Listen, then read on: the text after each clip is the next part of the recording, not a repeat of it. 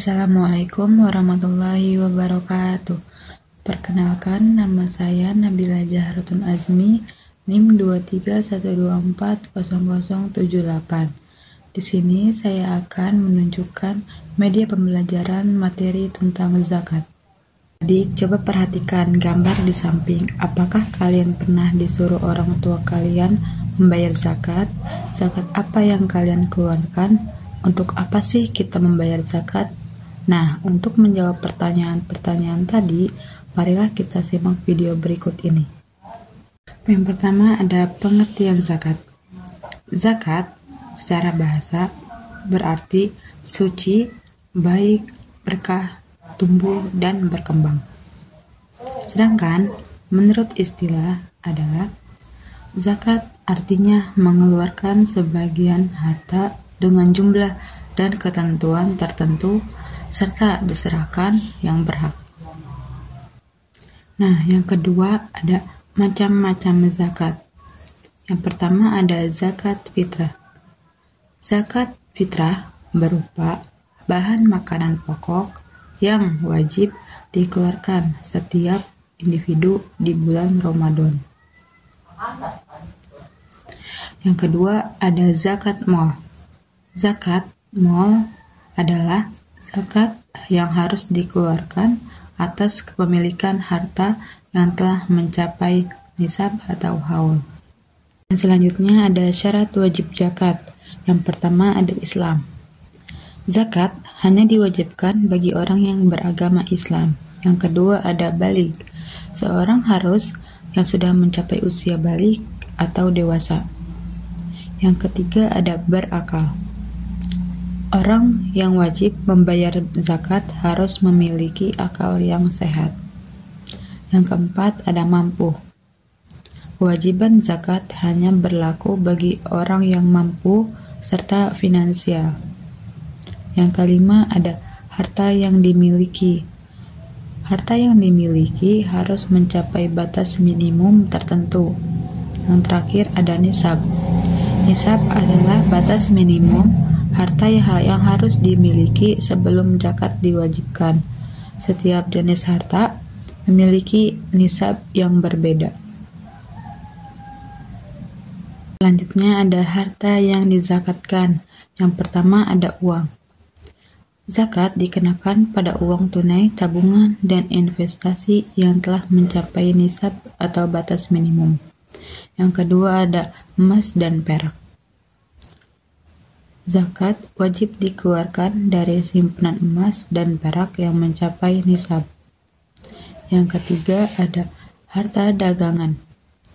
Zakat juga berlaku untuk harta dagangan yang dimiliki untuk dijual, dihitung berdasarkan nilai pasar. Yang keempat ada tanaman dan pertanian. Zakat dikenakan pada hasil pertanian dengan ketentuan tertentu berdasarkan jenis tanaman dan jumlah hasil. Yang kelima ada hewan ternak. Zakat dikenakan pada hewan ternak seperti sapi, kambing, dan domba yang telah mencapai nisab. Yang keenam aset properti. Zakat dikenakan pada aset properti yang disewakan atau dijadikan investasi jika memenuhi syarat tertentu. Selanjutnya ada pelaksanaan zakat. Yang pertama ada menentukan jenis zakat. Yang kedua menghitung harta yang dizakatkan. Menentukan nisab. Pastikan jumlah harta yang dimiliki mencapai nisab. Yang kedua ada menghitung kewajiban. Zakat mal biasanya sebesar 2,5% total harta yang memenuhi syarat. Yang ketiga ada memilih penerima zakat. Zakat harus disalurkan kepada 8 golongan yang dibutuhkan dalam Al-Quran.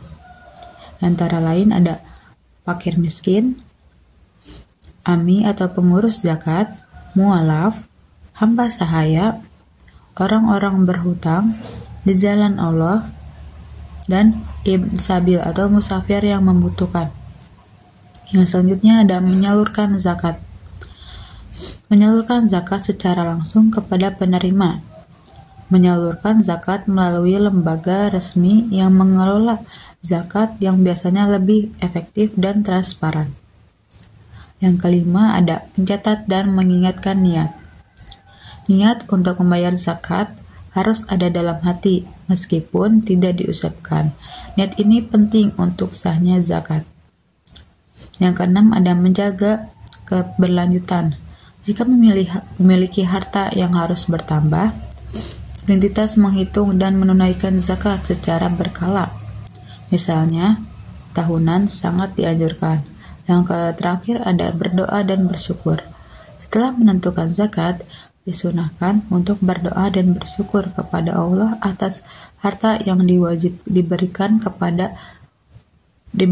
dan kesempatan untuk membantu sesama. Selanjutnya ada hukum pembayaran zakat. Hukumnya wajib bagi umat Islam yang mampu terdapat pada surat Al-Baqarah ayat 43.